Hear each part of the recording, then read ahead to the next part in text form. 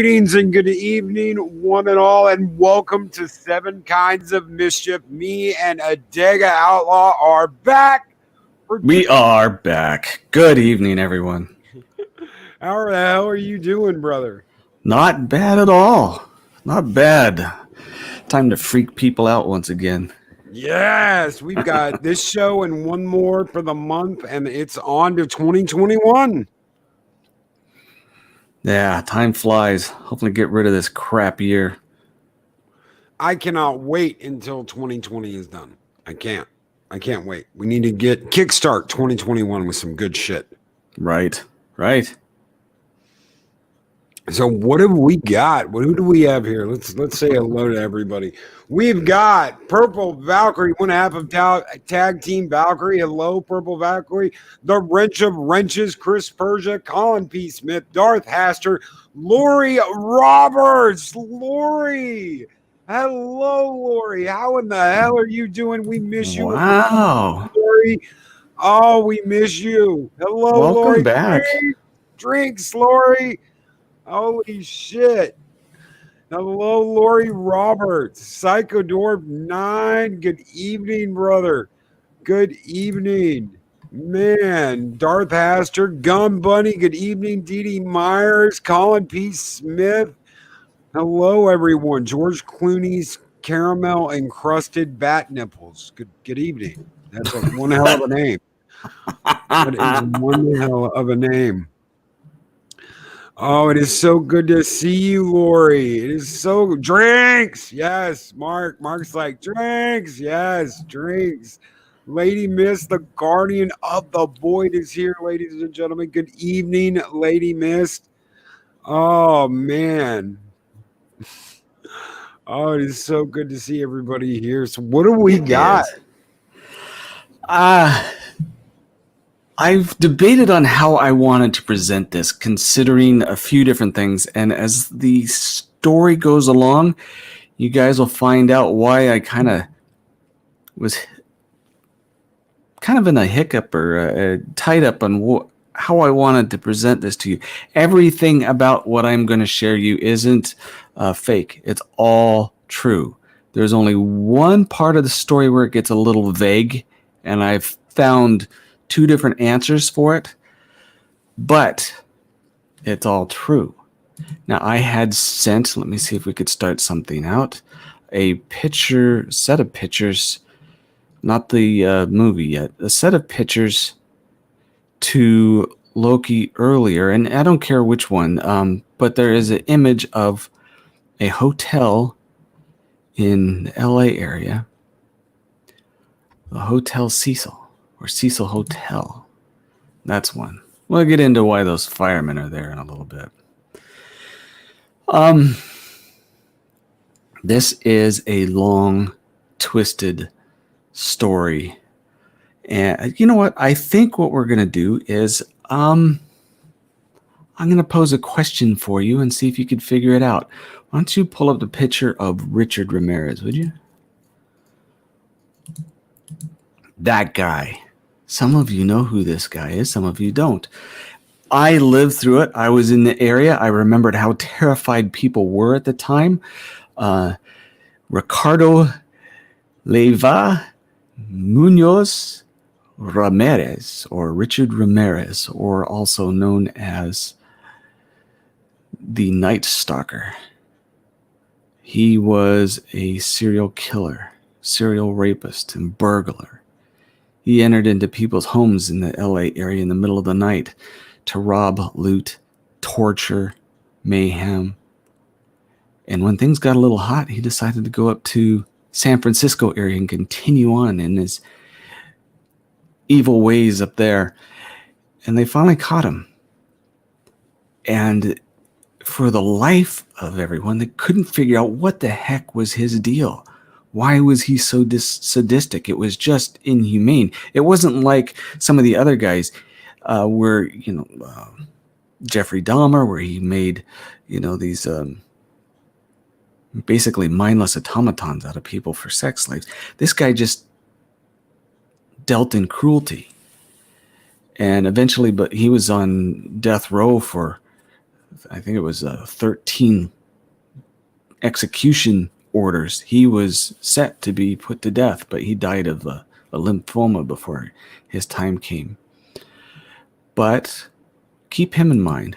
Now I'm going to move on to someone else. This is the image directly below him that I sent you. Nope, maybe it's above. Nope, not that one. That one. There we go. There we go. That guy's name is Jack Unterweger. They call him the Austrian serial killer. He was born in 1950. He was caught in 1974 and convicted of just one murder. Interesting guy. While he was in prison, he decided to do writing, which kind of, I like writing. You guys know that. And he was kind of good at it. It's interesting how many of them get into that. Right. Don't check my backyard for any bodies, all right? I remember one guy writing something called Mein Kampf. Yeah. Yeah. Well, this guy, the literary elite in Austria liked his stuff. And they did this tremendous amount of pressure saying no one could write like this and not be rehabilitated. So with a significant amount of effort, they were able to get him released in 1990, whereupon he moved to California and continued his killing of women. 9 murders in 4 years. And then he committed suicide in prison by hanging himself. Sorry, my dog just entered the room. You hear that noise? It's the little doggy that come in. Well, what do these two guys have in common? The same thing as the black and white photo of the woman. You might want to scroll up to that. And some of you will know who this is. By name, at least, that is the Black Dahlia. Remember that name, Dahlia. It's important. We'll come back to it. I know this story. Yeah. What do they all have in common? That hotel. Ramirez would dump the bodies, clothing, the bloody clothing, his own bloody clothing, behind that hotel. Sometimes murders were committed there. Same with Jack. Funny how Jack the Ripper, Jack this, Jack, Jack is a bad name too. He stayed there. The Black Dahlia was murdered there. There were 13 other very bizarre, interesting number, 13 number very bizarre murders, suicides, some that they couldn't quite figure out. The place was known for these really dark issues. It was built in the time when they were started doing switching from the Victorian style going into the Art Deco. It was real early. That's why we'll come back to why it looks the way it does. But 2013, a 21-year-old tourist, you can show her picture now. Okay. Some of you have seen this story. It's the first one I posted. This girl here, Elisa Lam, she's a student at British Columbia University and decided she wanted to tour the United States. And she came from a little town outside of British Columbia and was staying there at the Cecil Hotel with a bunch of roommates. And for some odd reason, they decided they didn't want her to stay with them. They all couldn't stay with each other. The story was never explained. But they ended up in different apartments. And the last day of her stay, she went missing. Her parents couldn't contact her. Nobody knew what had happened. And she didn't get the chance to check out. They thought she just skipped out. Interesting about her is that a couple weeks later, and this will start to ring bells to you because it should be familiar to some of you, the people in the hotel noticed there was some flooding that was going on in some of the rooms. And then after the flooding, people started noticing the water tasted foul, looked foul, smelt foul, and they started complaining about it. And over a period of time, they eventually sent up crews trying to figure out what the heck was wrong with the water. So, 2 weeks after, I'm going to read here from an article from one of the newspaper a while back. 2 weeks after, we'll show this video in a minute. Maintenance workers Santiago Lopez found Liam's body floating in one of the hotel water tanks. Lopez discovered her body on February 19, 2013, after several hotel guests had complained about low water pressure and a weird taste in the tap water. Could you imagine that? You're drinking rotten human? No. Yeah, that's what they were doing. According to Los Angeles Fire Department, the tank in which Lam was found had to be drained completely and cut in order to fit her body inside of it. Imagine that. The water tank was completely sealed, never had any cuts to it, and yet in order to remove the body from a locked tank, they had to cut a new hole in it. Here's where the story starts to get a little more interesting. We're going to play a video for you, and then we'll come back and watch it again on, Interrupted.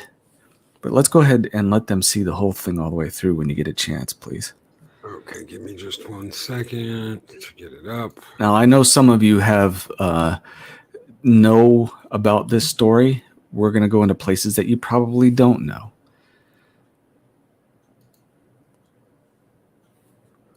There it goes. Yep, that's her. We'll come back through and we'll pick out all the oddities, but I want you to watch it.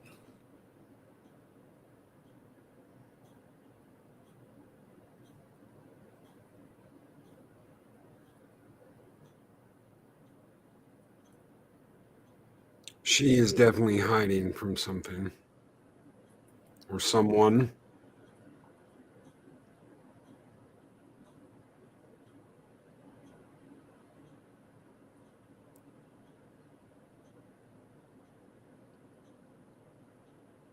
There are those who say she was high, that she was acting like she was on drugs. Like I said, I want to go through this twice because I'm going to pick it apart the second time. You can see her arm moving, like she's got her up by her head.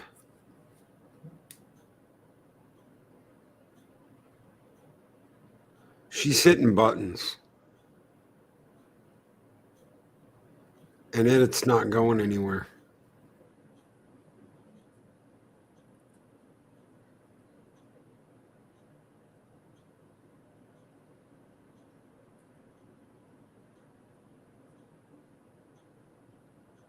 Who's she talking to? She's talking to somebody. We'll come back to all this. It sucks they don't have any audio to know what she's saying, what she's doing.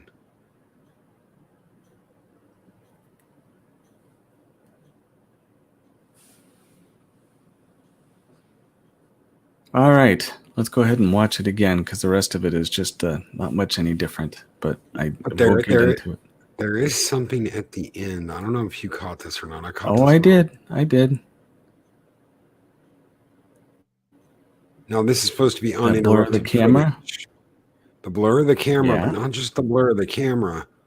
Look outside. It's on a different floor. Yeah. Uh-huh. All right, let's go back to the beginning of that, and let's start taking this apart, because this is where we start to begin to get the fun. It opens, of course, you push the button, you come in, you start pushing buttons, and of course it's going to wait for the command. Now here's where the first problem exists. You wait a few seconds, and the door should shut. She had to check to see if someone was pushing the buttons to keep it open. It still hasn't shut. Remember the camera angle, how we're looking down on her too. That's going to be important later on as well. Now she looks out. Nothing, nothing. And whoa! Something got her, and she's watching it in front of her, now to the right of her. This is what throws people off, and this is where they start to, like I said, they start to think that she is on drugs. And another thing, we're going to get back to it. But he started saying that she had her hands over her head. Yeah. If you look at her elbow, Yeah. that is right there. I don't know if you can see my mouse pointer or not. Right. Right. That is her hand raised almost like it's above her head or on top of her head. Right.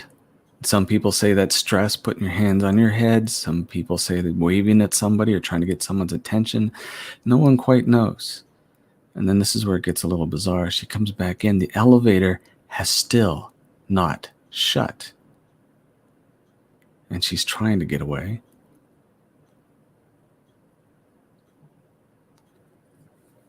Pushing every button she can. Every button she can. She comes out again. And then, who is she talking to? Or what is she trying to find? Or is she insane? Is there anything there? Is she talking to herself? All questions that we're going to come back to. Making hand gestures like she's trying to explain something. You know, many of us have seen people that have had alcoholism to such a degree that they do talk to themselves and wander off. And watch, the door still hasn't shut. No one's there. And the time ticks on and on. Have you ever watched an elevator door stay open that long? Nope. The video eventually shows it shut. And then, like Loki had saw, it opens again on a different floor because it's painted different color. That's the last. Now notice the camera blur just a little bit. Remember that too. Different color. The next floor will be a different color. And the assumption is the reason why it's changing and dropping is she hit all those different floors, and it's, each floor has to be recognized because she commanded the door to do that. All right. Now let's get into some other oddities. Just remember that because that's the last that we've seen of her. The day before we had all this fun stuff happen, she was seen in the lobby with two men dressed in dark clothes, or you can even say men in black. It depends on which story you have. That were carrying a box, a black box. She had it, they had it, and they never saw him again. And she was also known to frequent, this is kind of important too, a nearby bookstore. It's called The Last Bookstore. And now we're going to start freaking you out. When the investigation started going on to try and figure out what had happened to this girl, they decided to check out the bookstore, see some things that were going on, and they checked out the website. And these guys are innocent enough. They didn't have any problem. But the IP address for the bookstore, you got to remember this as well. You're not going to be quizzed on it, but it's important. The IP address was from a place called Barnaby in Canada, her hometown. And the exact location of the IP address is in a place called Forest Lawn. Some of you may know Forest Lawn. It's a conglomerate of cemeteries. All right. We have that. Now let's see. Let's get a little bit in the history of where the Cecil Hotel came from. It was modeled after a hotel in London. It was directly modeled after a hotel, very similar to it. I didn't give Loki the image of it, but it's very similar. The London Cecil Hotel. I want you to, you guys probably won't know, but someone who was frequented there at the Cecil Hotel, besides a Mason lodge, besides a group of Satanists, who the original founders of the Cecil Hotel were, but also a man by the name of Aleister Crowley.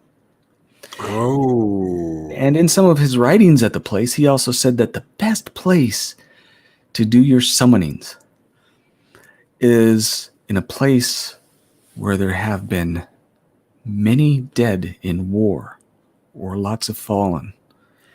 And a funny thing, too, one of the people that Aleister Crowley said he was able to conjure was a spirit called Lamb. Elisa Lamb, a spirit called Lamb, many years before. And that is not the only thing that we're going to get into. I know those are just little small tidbits. But let me go back to 2004. This is a movie that was made by, and this is the one I'm trying to remember the exact name of it. Give me just a second, see if I could find it. No, not that. Not him yet. Here it is. The movie was originally 2005, I guess. You can look up the IMDb. It's a movie called Dark Water. Dark Water was set in a hotel, and the hotel was plagued by water that become tainted, and they found a body in the water tank. Another thing about it is the mother in the story's name was Dahlia. And who else do we know was Dahlia? The Black Dahlia died there.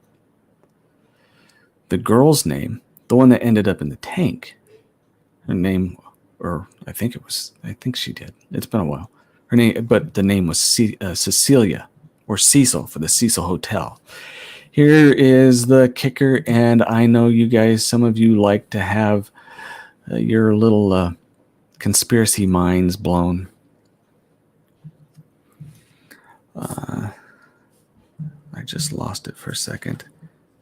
But the people that created the movie, Buena Vista. Buena Vista. And who is the owner of Buena Vista? None other than Disney.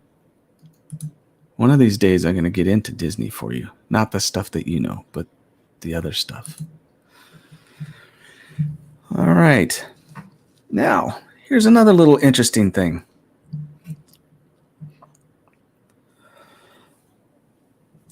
Let me see. Shortly after she had died, there was an outbreak of tuberculosis in that very neighborhood, because it's right next to some of the slums in the area.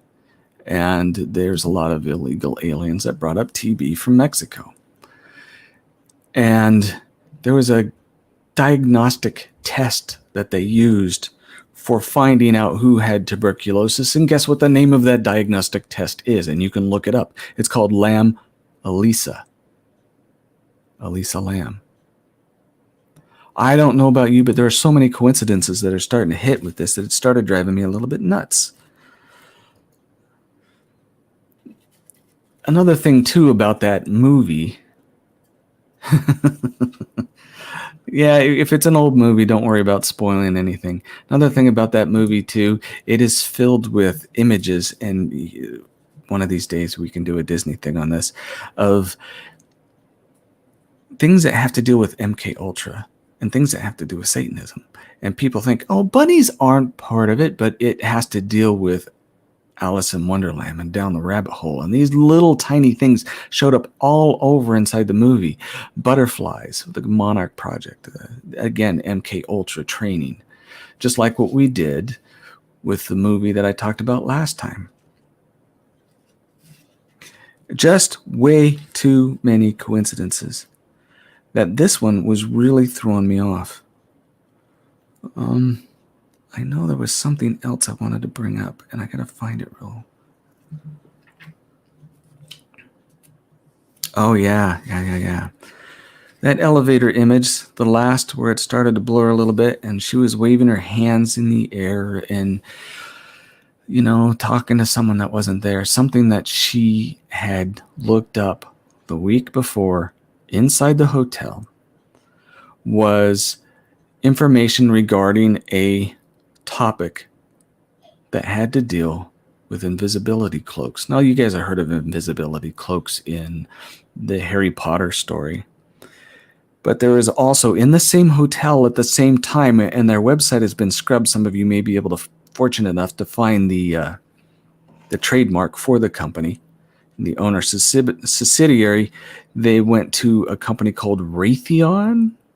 You guys might Yes. know about Raytheon and how they deal with light and lasers and all that fun stuff. Well, the company that was inside the Cecil Hotel was called Invisible Light Agency. And like I said, that has been scrubbed from the internet. There are videos of, there's one, and it's at the very end of a movie called Missing 411 Hunters. I've got something for you. Give me just 1 second. Yep. Because I read this years ago. This is from Huffington Post, the first one I could pick up.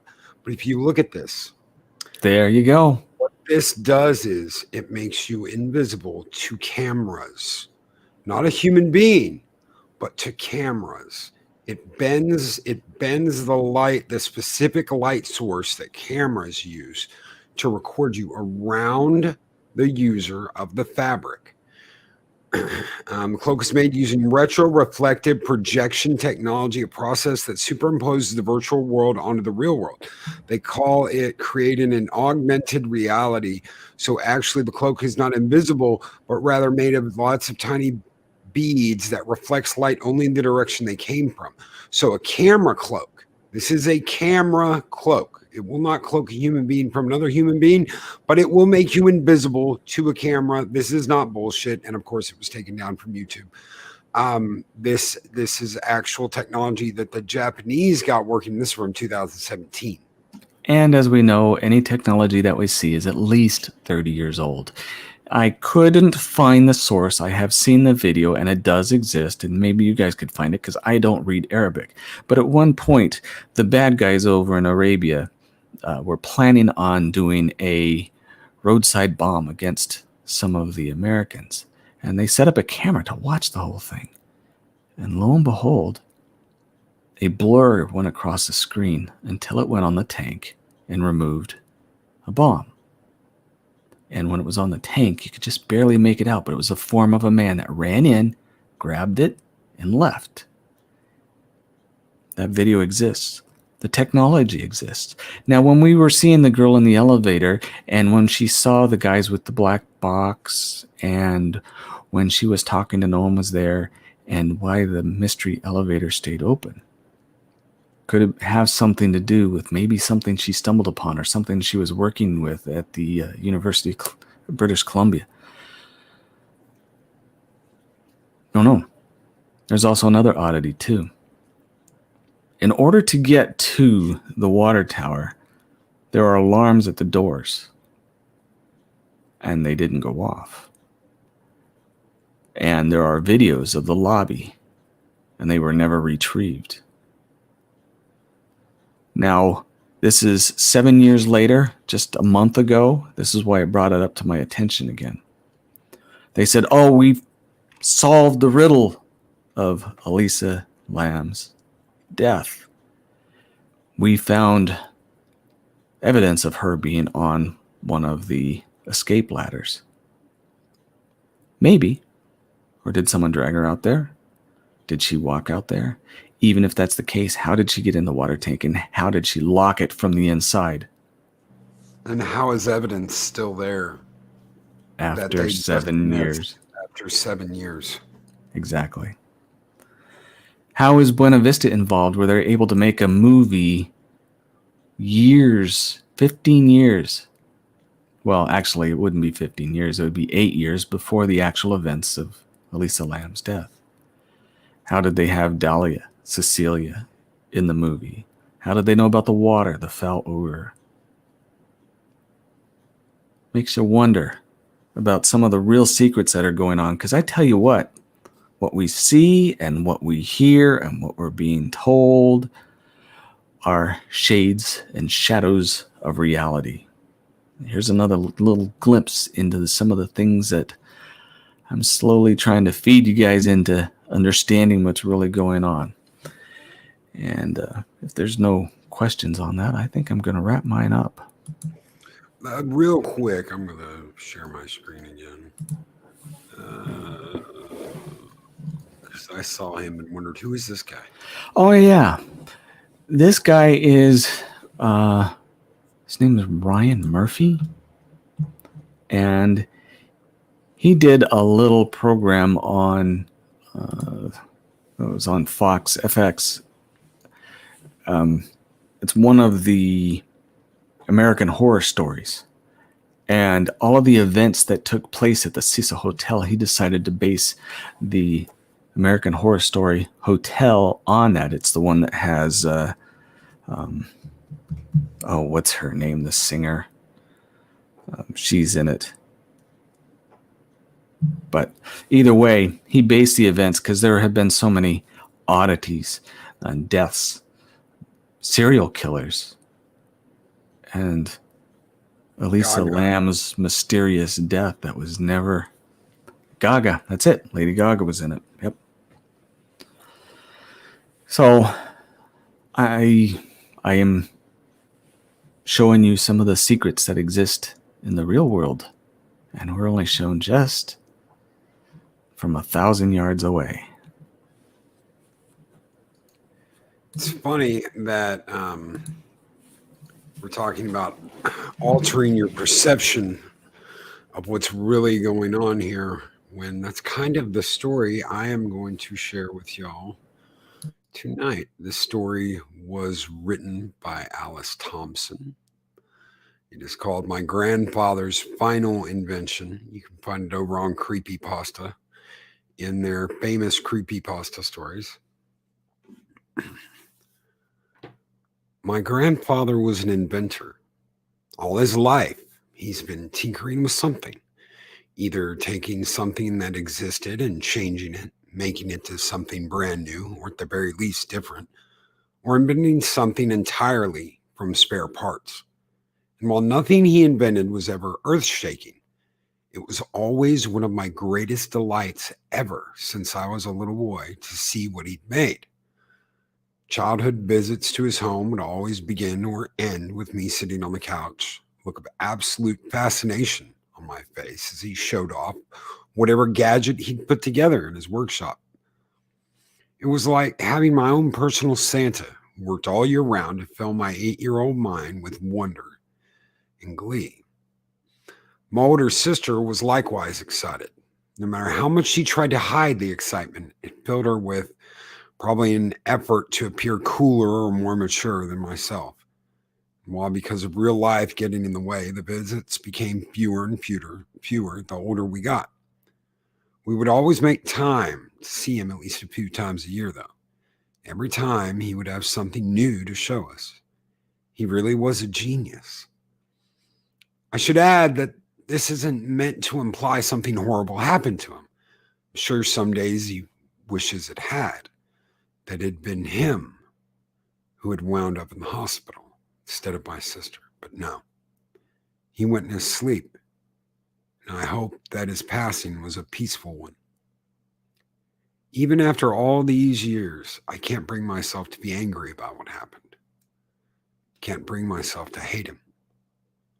He had no idea what would happen, no clue how things would turn out. He knew something was wrong. He wasn't some doddering old fool. He knew the first time he looked through them that something was wrong, but he thought it was something only a little odd, something unsettling and curious perhaps, but not anything dangerous, not anything that would harm anyone. I think deep down, he just wanted to know that he wasn't crazy. He wanted to be sure that he wasn't seeing things. And who can blame him? There were 3 of us that year. Myself and my girlfriend, Justine, and my sister, Joan. We were both used to our grandfather being bursting with energy to show us whatever he'd put together, so his oddly subdued mood when he came to the door to greet us that day came as a bit of a surprise. I was a little disappointed, in fact, as I'd been hoping Justine would just share in the experience of having a new invention demonstrated before our awestruck eyes. We'd only started dating that year, so it would be the first chance she got to see the kinds of things I'd been telling her about since we got together. The day passed pleasantly enough as we chatted, enjoyed lunch, and watched TV together.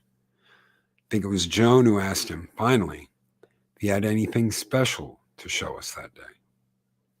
We knew he'd been working on something, as while this was the first time we'd seen him in person in a while, we'd both spoke to him on the phone in the preceding months, and he'd eagerly explained to us that he was working on something he thought would be absolutely extraordinary.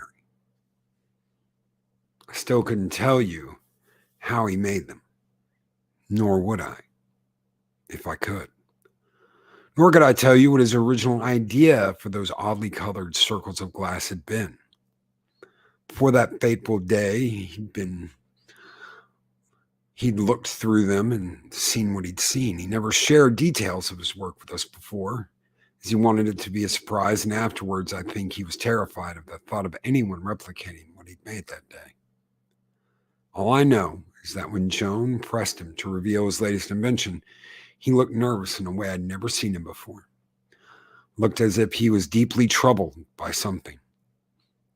He hesitated before speaking, as if not sure he should say anything at all, before explaining to us that the nature of what he was working on had changed after an unusual event, and that he wasn't sure if it would be a good idea to show us the end results.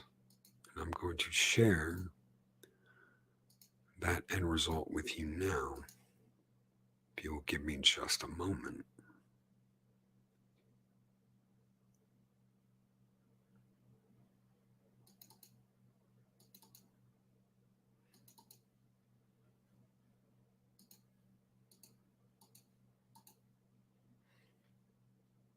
Looks kind of familiar, don't they?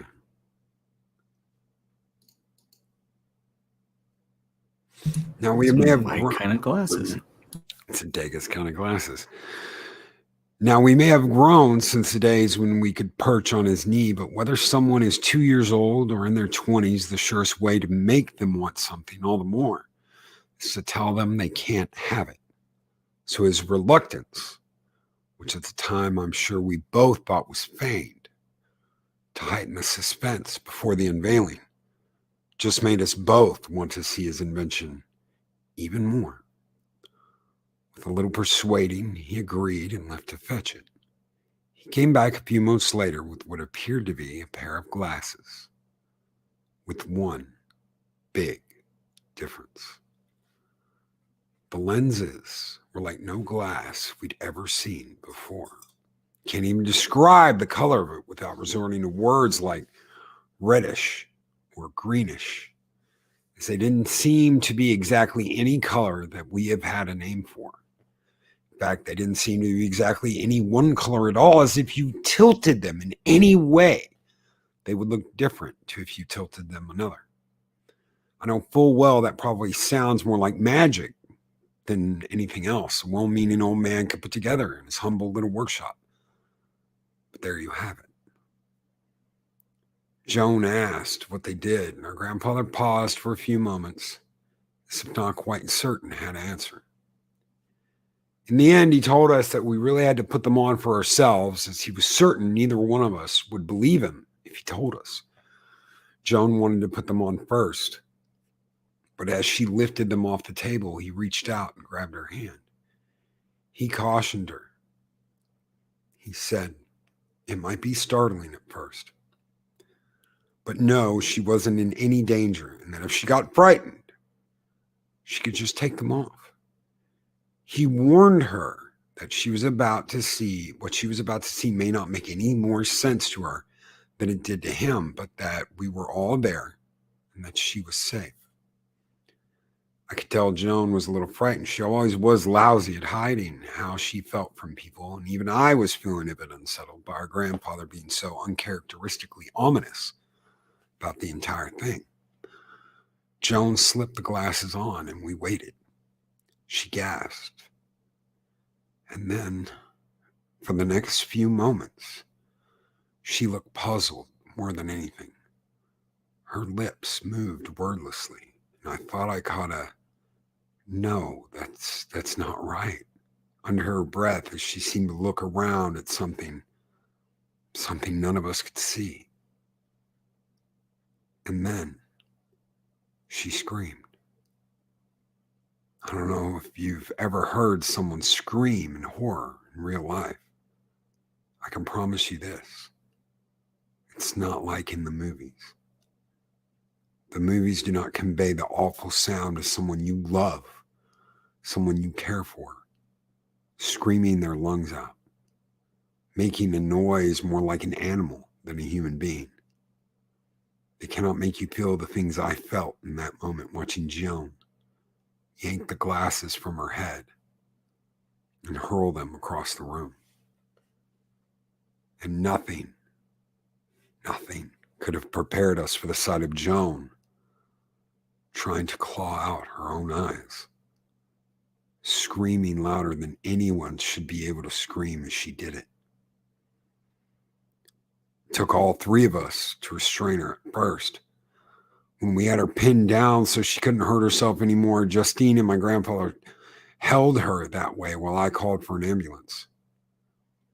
I had to watch as she was strapped down and wheeled into the back of one, thrashing and hissing and shrieking like a crazed animal, like something utterly consumed by fear. I explained what had happened, knowing full well how it made me sound. Justine and I both explained the series of events that led to this, to the skeptical, if not totally disbelieving hospital staff, and then to the specialist called in when nothing short of being tranquilized proved effective at stopping my sister from trying to hurt herself, all the while screaming like she had that first day. The glasses had supposedly gone missing, which made proving what had happened even more difficult.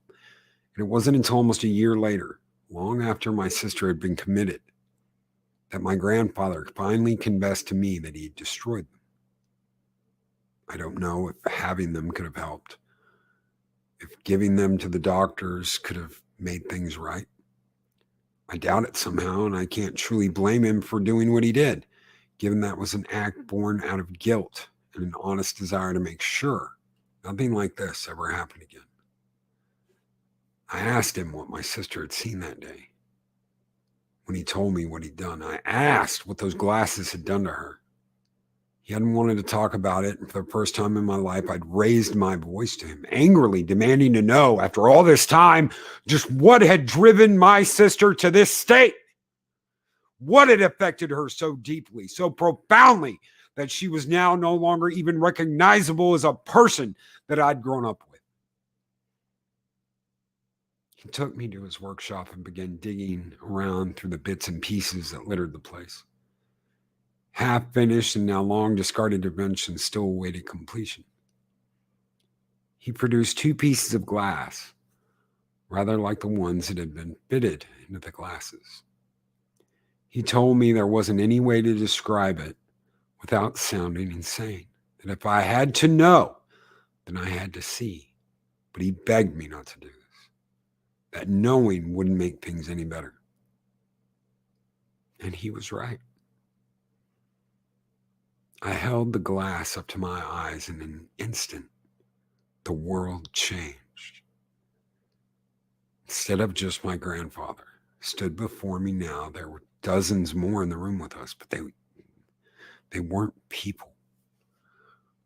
They were pale and emaciated, hunched over and dressed in dark clothing with black lips and wide lidless eyes that seemed to almost bulge from their skulls in a manner that was both comical and horrifying all at once. Their mouths were full of hundreds of small teeth like needles.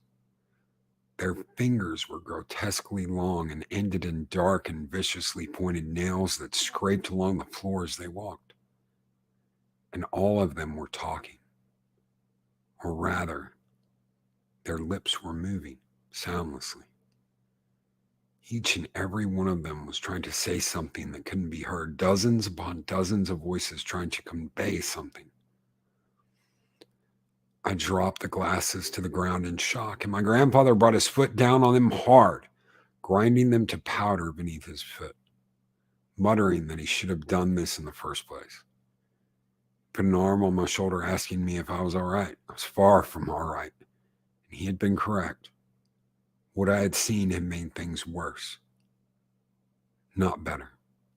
It took me a while to work out, of course, why this had such a horrifying effect on my sister. And yet I had survived the experience, frightened, but not sporting the mental scars it had given her. The glasses, you see, they only let me see the creatures. I couldn't hear what they were trying to say to me. I couldn't understand the message they were trying to impart. But my sister was deaf. She could read their lips. And that, ladies and gentlemen, is the story of my grandfather's final invention. I love that kind of story. It reminds me of Phantasm to some degree. Yes, it does. And we got some super chats while I was reading that. We got one from Mexican Iron Man, $14.99 super chat. Thank you so very much, Mexican Iron Man. He says the two of you on one show together do more than compliment one another. Whatever the topic, it's magical, informative, entertaining, and unique. Can't wait for next year's show lineup. Thank you so very much, Mexican Iron Man. Thank you for that. What do you think about that, Adega? I think Skull. Spartans!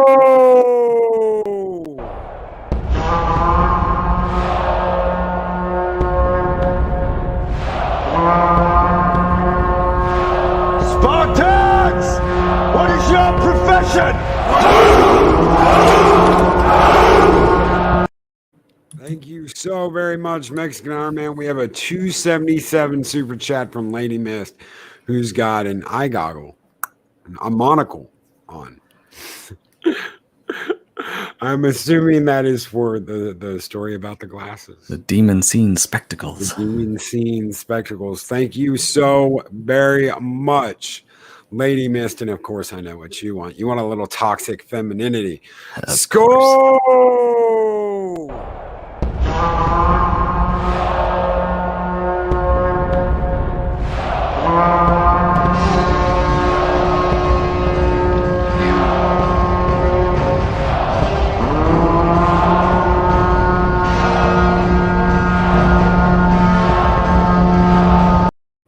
Yes!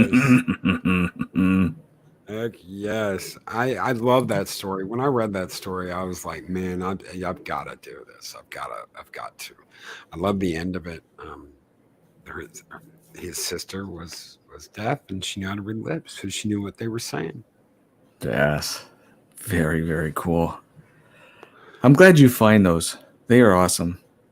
Yes, absolutely. I've got Eris of Chaos to thank for the creepypasta thing. When I started talking about possibly doing this with you for Halloween, creepy stories pointed me in the right direction. I absolutely love that website. So, you know what's interesting is there have been hundreds of thousands of authors in modern times since the printing press who've written stories, and many of them are bizarre or macabre like this. But so far, reality has been able to keep up with people's fantasy. Because I've shared stories of the real bizarre, and you share stories of people's imagination. yes. And it just, when they say truth is stranger than fiction, I don't know. Sometimes fiction gives it a run for its money, but this is fun. I mean, I really enjoy this, and I hope everybody else does too. This is one of the high points of my week every week, is getting to do this with you. This I have to agree. High points. I love. It's like Adega brings the facts, and Loki's bringing fiction, and I love it. I absolutely love it. Thank you so much, Adega, for doing this with me. No, man, I have to thank you. This is so fun. You know what? It's a real honor to be able to be in this community, and people put up with me. I'll not just put up with you. We love you, brother. Absolutely. They're here for you, my friend. I'm just along for the ride. Well, I see it a little differently. They're here to hear us both do what we do, and guys, we both try and give you everything we've got every week. So thank you for being here. Thank you guys so very much for being here and listening to us. Yep. So. If you don't like the dark stuff, you don't belong here, but I know all of you enjoy it. You're sick. Oh, shit. Guys, we will be back next week, and then we will be back for the new year. Everyone take care. Have a great night. Don't walk into any elevators tonight, and we will catch you all tomorrow for the last episode of The Mandalorian. Awesome. Have a great night, everybody. And real quick before we get out of here, Mexican Iron Man says, "Holy hell, Adega is the one that makes us honorable, despite Mexican Iron Man still being in this community." If there's a heart to the community and a brain to the community, that would have to be Loki and Mexican Iron Man. Although sometimes when you have Mexican food and too bad tacos, you get a little bit of heartburn. So you can figure out where he fits in this family. Everyone have a great night. We'll catch you next week. These videos are tremendous. Like, comment, and subscribe, and hammer that notification bell.